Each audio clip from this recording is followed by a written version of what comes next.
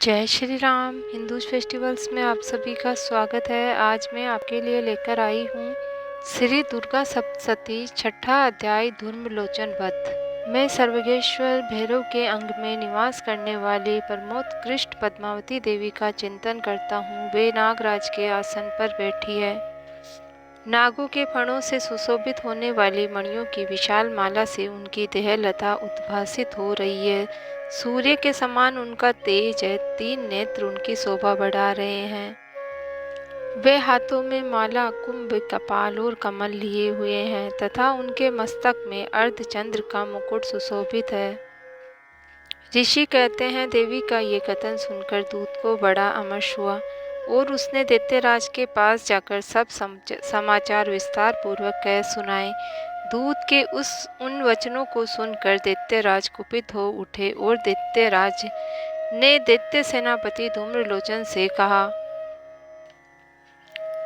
धूम्रलोचन, तुम शीघ्र अपनी सेना को साथ लेकर जाओ और दुष्टा के केस पकड़कर घसीटते हुए उसे बलपूर्वक यहाँ ले आओ। उसकी रक्षा करने के लिए यदि कोई दूसरा खड़ा हो, वह देवता हो, यक्ष, गंधर्व ही क्यों न हो, उसे अवश्य ही मार डालना।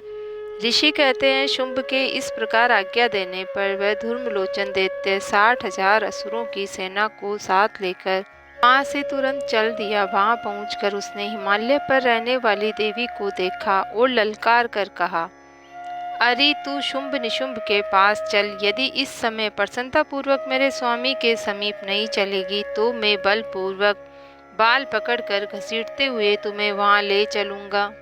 भगवती देवी बोली, तुम्हें दैत्यों के राजा ने भेजा है। तुम स्वयं भी बलवान हो और तुम्हारे साथ विशाल सेना भी है।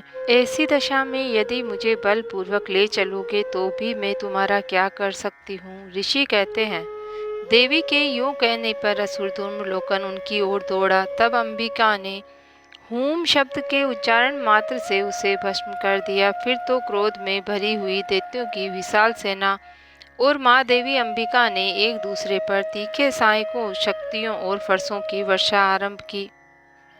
इतने में ही भगवती देवी का वाहन सिंह क्रोध में भरकर भयंकर गर्जना करके गर्दन के बालों को हिलाता हुआ असुरों की सेना पर कूद पड़ा।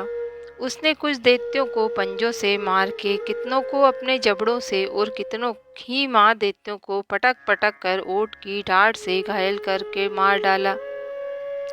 उस सिंह ने अपने नखों से कितनों के पेट फाड़ डाले और तल के पहाड़ मारकर कितनों के सिर धड़ से अलग कर दिए। कितनों की भुजाएं और मस्तक काट डाले तथा उनकी गर्दन के बाल हिलाते हुए उसने दूसरे दैत्यों के पेट फाड़कर उनका रक्त पी लिया। अत्यंत क्रोध में भरे हुए देवी के वाहन उस महाबली सिंह ने क्षण भर में ही असुरों की भारी सेना का संहार कर डाला। शुंभ ने जब सुना कि देवी ने धूम्रलोचन असुर को मार डाला तथा उसके सिंह ने भारी सेना का भी सफाया कर दिया, तब उस दैत्यराज को बड़ा क्रोध हुआ। उसके ओठ कांपने लगे। उसने चंड और मुंड नामक 2 महादैत्यों को आज्ञा दी, हे चंड और हे मुंड, तुम लोग अपनी सेना लेकर वहां जाओ। उस देवी के बाल पकड़कर अथवा उसको बांधकर शीघ्र ही यहाँ मेरे सामने लाओ। यदि इस प्रकार उसको लाने में संदेह हो तो युद्ध में सब प्रकार के अस्त्र शस्त्रों तथा समस्त आसुरी सेना का प्रयोग करके उसको मार डालना। उस दुष्टा की हत्या होने से तथा सिंह के भी मारे जाने पर उस अंबिका को बांधकर साथ ले आओ, शीघ्र ही लौट आना। इस प्रकार श्री मार्कंडेय पुराण में सावर्णिक मनवंतर की कथा के अंतर्गत देवी महात्म्य में धूम्रलोचन वध नामक छठा अध्याय पूरा हुआ।